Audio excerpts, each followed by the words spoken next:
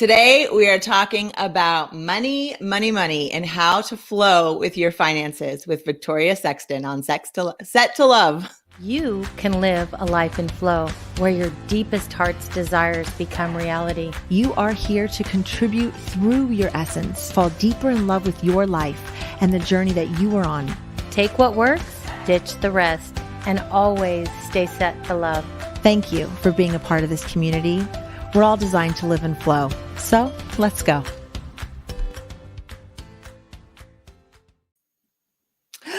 Good morning, ladies. Good morning. Good morning.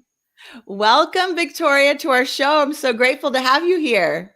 Thank you so much for having me. I appreciate it. Yeah, and we're talking about money. I know. I'm excited. I have so many feelings around this. I'm excited and I want to know what you're going to say. So why don't you just tell us a little bit about yourself and your background, and then we're going to just dive into where you are today. Okay. So I'm Victoria. I have spent my entire adult life working with money. So I spent a long time in the corporate world and then transitioned to helping individuals with their money and financial services, and found that I really had a calling. Like, I really felt like deep inside my gut, and it was telling me that it's like, you need to help women in another way. Like this isn't the thing you should be doing. It's really close, but it's not the thing. So I transitioned to my own coaching company where I could help clients on a much deeper level.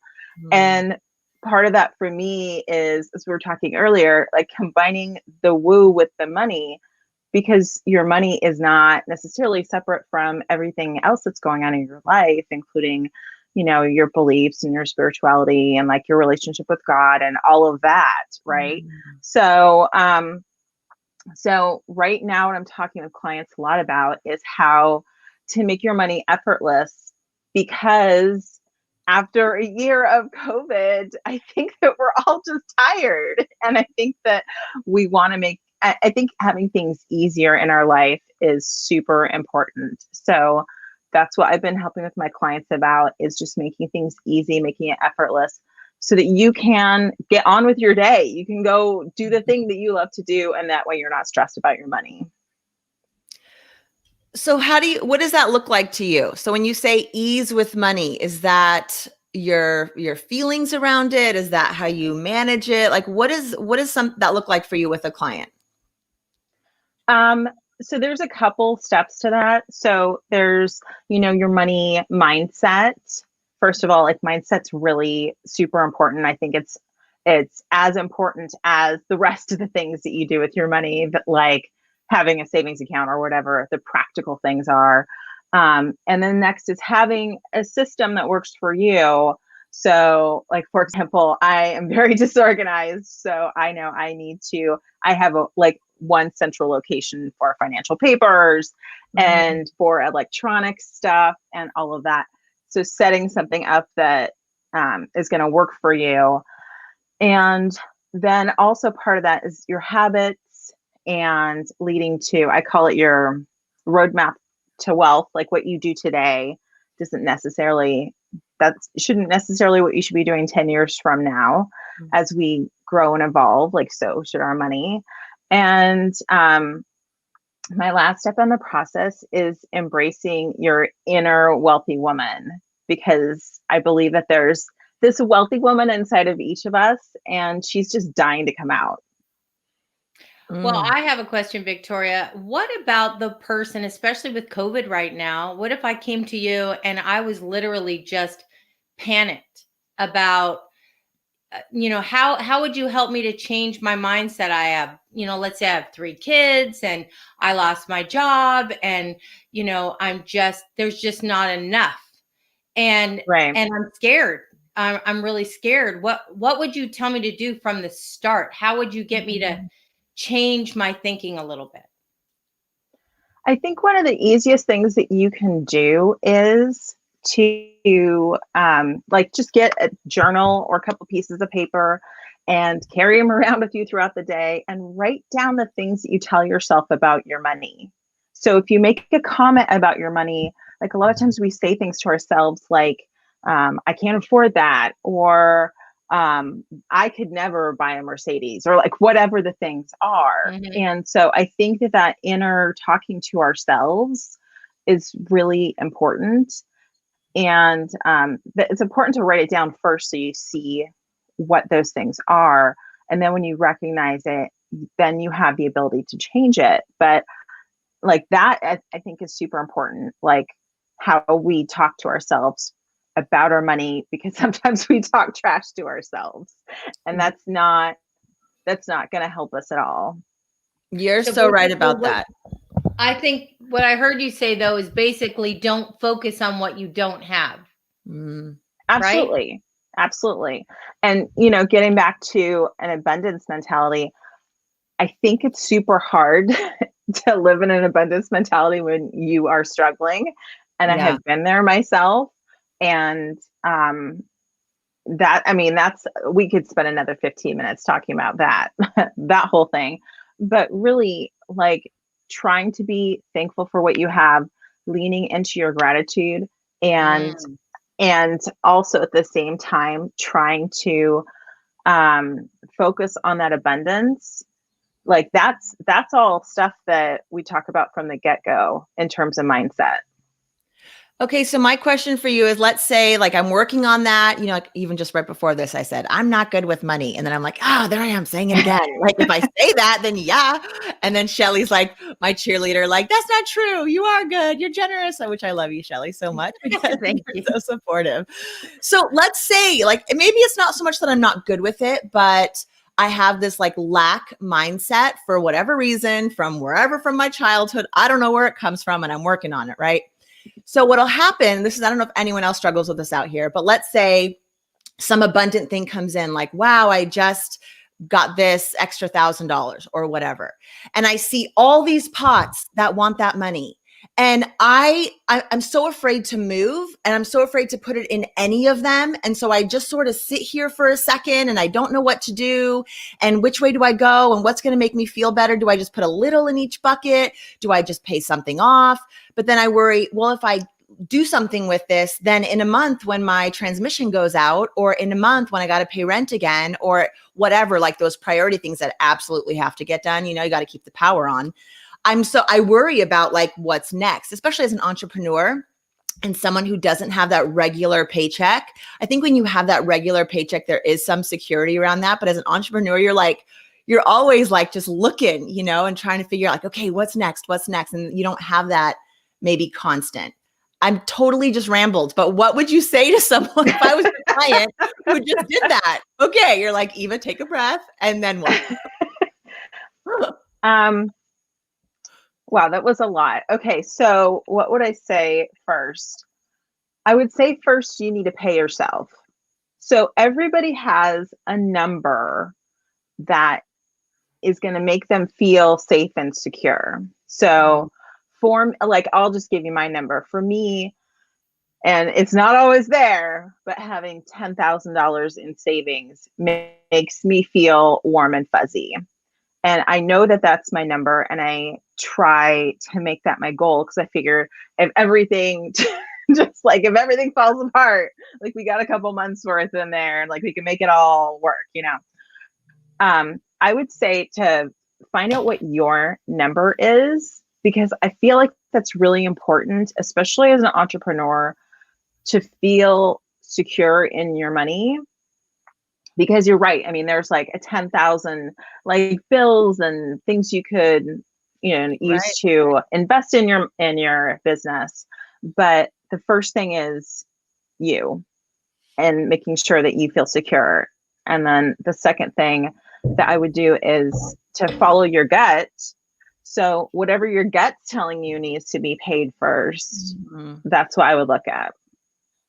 That's great. I love that intuition aspect, because I feel like that's what I try to do. And, whatever, I'm 40 something years old. And while I have this mindset, it's always worked out somehow, magically. I don't know, but it always seems to work out. And so I think, why do I stress so much when at the end of the day, it always seems to work out? And maybe that's because I just get down to the wire and then I'm like, okay, I can figure this out, And it does seem to work out, but definitely that mindset piece of it. I've been trying to catch myself on how I talk to myself about money, and finding that when I am more positive about it, everything does seem to flow better. It just comes in. I'm more generous. It's like it all works out. And then when I'm feeling constrained and tight, there's so much more stress in so many different aspects. So I really appreciate that, and having that goal in your mind.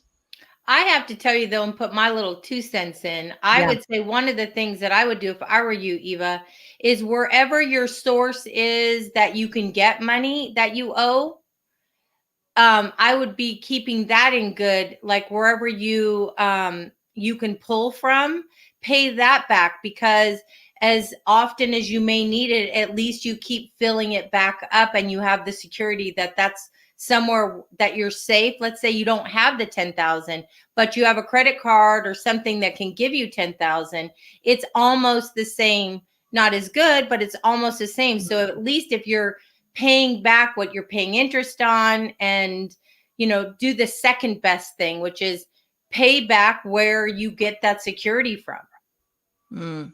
That's an excellent point, because maybe that security that you feel is like knowing that you have a home equity line of credit or whatever it is. So I love that. Okay, I have another question, kind of random, because I keep thinking of it. Let's talk about cryptocurrency. I know you worked in like more of the traditional, probably 401k sort of stuff, but what are your thoughts in this world? Do you think that it's here to stay? Do you think people should be learning about it? Do you think it's like its own woo-woo-y thing and not worth paying attention to? What are your thoughts on that?